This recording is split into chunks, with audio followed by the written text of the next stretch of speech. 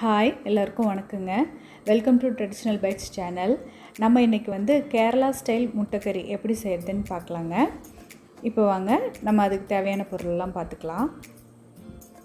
இப்போ நான் ஒரு 5 முட்டை வேக வச்சு எடுத்து வச்சுருக்கிறேங்க. ஒரு 5 மீடியம் சைஸ் தக்காளியை இப்படி மிக்ஸி ஜாரில் எடுத்து வச்சுருக்கிறேங்க. இப்போ அதை அரைச்சிக்க போகிறோம். 1.5 ஸ்பூன் மல்லித்தூள், 1 ஸ்பூன் மிளகாய்த்தூள், ஒரு 1/4 ஸ்பூன் மஞ்சள் தூள், ஒரு 5 பெரிய வெங்காயத்தை இந்த மாதிரி கட் பண்ணி எடுத்து வச்சுருக்குறேங்க. கொஞ்சமாக கருவேப்பிலை, ஒரு 5 பல் பூண்டு, ஒரு சின்ன பீஸ் இஞ்சியை எடுத்து வச்சுருக்குறேங்க. ஒரு 2 பச்சை மிளகா வாசத்துக்குங்க.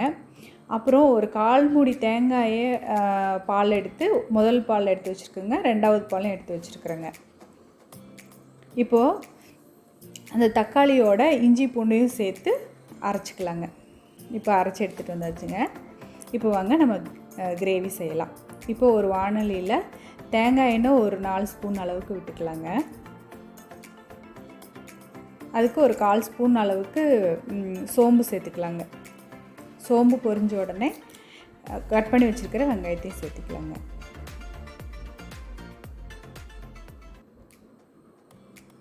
இந்த வெங்காயத்தை எல்லாம் நல்லா வதக்கலாங்க. இப்போ இந்த வெங்காயத்துக்கு தேவையான அளவு உப்பு சேர்த்துக்கலாங்க. இந்த மாதிரி நல்லா கலர் மாறுற வரைக்கும் வதக்கி எடுத்துக்கலாங்க. இப்போ எடுத்து வச்சுருக்கிற பச்சை மிளகாய் சேர்த்துக்கலாங்க. கொஞ்சம் கருவேப்பிலையும் சேர்த்துக்கலாங்க. இதையும் ஒரு வதக்கி விட்டுக்கலாங்க.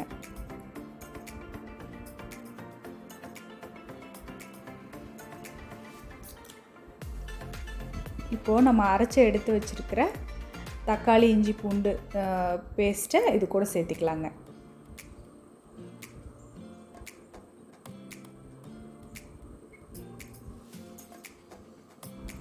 இப்போ இந்த தக்காளியில் இருக்கிற தண்ணியெல்லாம் நல்லா வற்றி சுருண்டு வர்ற அளவுக்கு வதக்கலாங்க.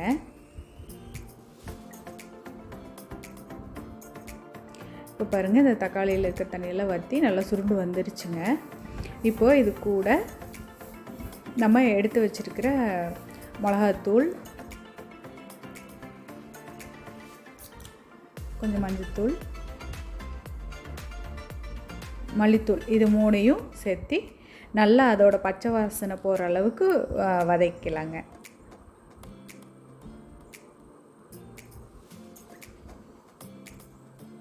இப்போ அது பச்சை வாசனையெல்லாம் போயிடுச்சுங்க. இப்போ இந்த கிரேவிக்கு தேவையான அளவு உப்பு சேர்த்திக்கலாங்க. உப்பு சேர்த்து நல்லா கலந்து விட்டுக்கலாங்க. இப்போது எடுத்து வச்சுருக்கிற 2வது பாலை சேர்த்திக்கலாங்க. இதை நல்லா கலந்து விட்டுக்கலாங்க. இதை வந்து ஒரு 1 நிமிஷம் மூடி வச்சு கொதிக்க விட்டுக்கலாங்க. 1 நிமிஷம் ஆச்சுங்க. இப்போ வந்து முட்டையை சேர்த்திக்கலாங்க. வேக வச்சு எடுத்து வச்சுருக்கிற முட்டையை 4ஆக கீறி சேர்த்திக்கலாங்க.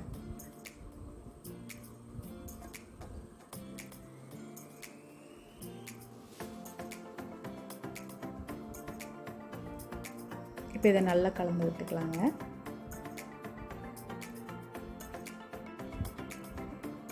இப்போ இதை ஒரு 1 நிமிஷம் மூடி வச்சுக்கலாங்க. ஓப்பன் பண்ணி பார்க்கலாம். இப்போ இது கூட முதல் தேங்காய் பாலை சேர்த்திக்கலாங்க. சேர்த்து நல்லா கலந்து விட்டுக்கலாங்க. இது வந்து ஒரே ஒரு கொதி வந்தால் போதுங்க.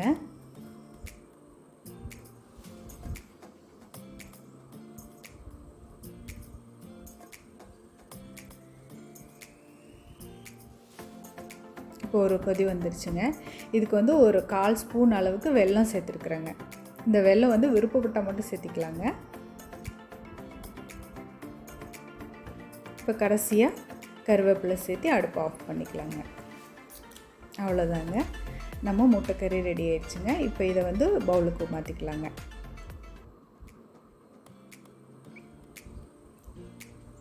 இந்த முட்டைக்கறி வந்து சப்பாத்தி, பூரி, ஆப்பம், இடியாப்பம் இதுக்கெல்லாம் ரொம்ப டேஸ்ட்டாக இருக்குங்க. நீங்களும் இந்த முட்டைக்கறியை வீட்டில் ட்ரை பண்ணி பாருங்கள். தேங்க்ஸ் ஃபார் வாட்சிங். தேங்க்யூ.